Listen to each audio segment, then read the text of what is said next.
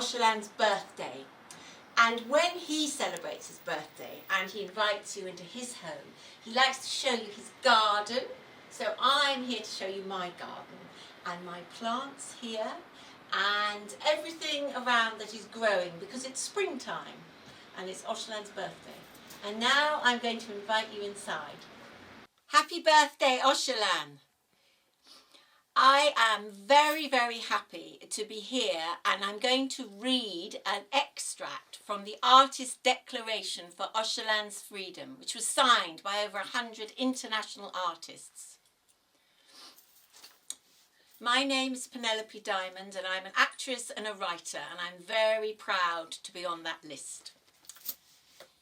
Throughout the centuries, since the earliest times, and in every established civilization across the world, artists, writers and creative workers have placed themselves at the forefront of the struggle for human liberation.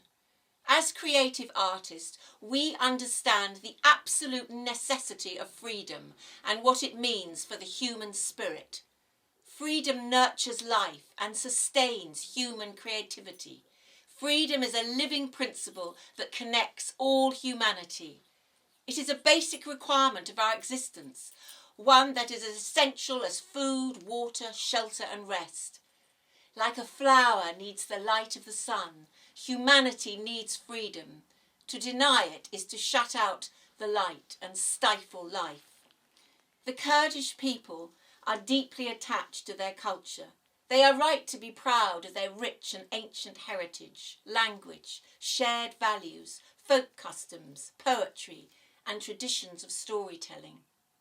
The Kurds share with every nation a desire to express themselves by composing music, performing dance, creating visual art, writing verse, and are active in all the contemporary forms of artistic production, including film, theatre, and art. These expressions of their humanity cannot be denied them.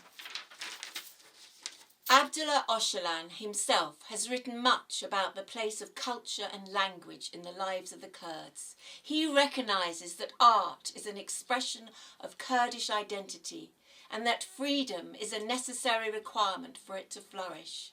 Art and freedom are both essential for human dignity.